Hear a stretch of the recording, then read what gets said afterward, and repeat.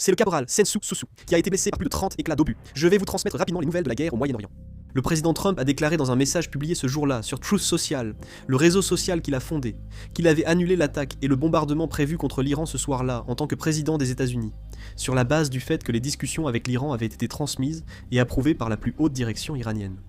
Il a précisé que le contenu des discussions et les derniers points en suspens avaient été approuvés, tant sur le principe que dans les moindres détails. Il a ajouté que les États-Unis, Israël, l'Arabie Saoudite, les Émirats Arabes Unis, le Qatar, la Turquie, le Pakistan, Bahreïn, le Koweït, la Jordanie, l'Égypte et d'autres pays y avaient participé. Le président Trump a précisé que le blocus maritime resterait en place jusqu'à la finalisation de l'accord et que la date et le lieu de la signature seraient bientôt communiqués. Cette annonce attire l'attention parce qu'il y a seulement quelques heures, la possibilité d'une nouvelle action militaire américaine était fortement évoquée. Le président Trump a lancé un avertissement ferme, affirmant que l'Iran cherchait à gagner du temps pendant le processus de négociation. Cependant, en annonçant lui-même l'annulation de l'attaque prévue, la situation évolue dans une direction différente de ce qui était attendu.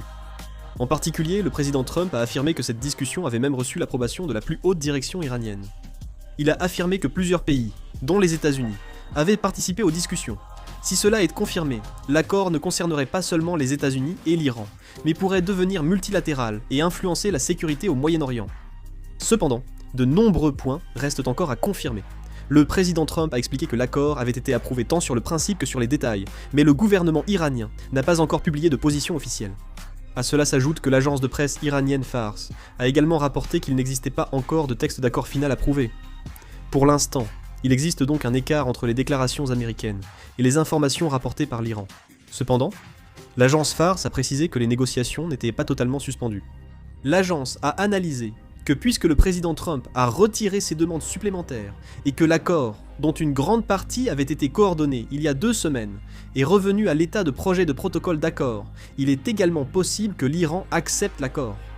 Même si les deux parties restent prudentes publiquement, des négociations secrètes continuent. De nombreuses situations ont semblé conclues, mais ne l'étaient pas, 38 fois. Il faut donc suivre l'évolution de la situation. S'il y a d'autres infos, je lancerai et publierai la vidéo. Je m'arrête ici. Merci. Là.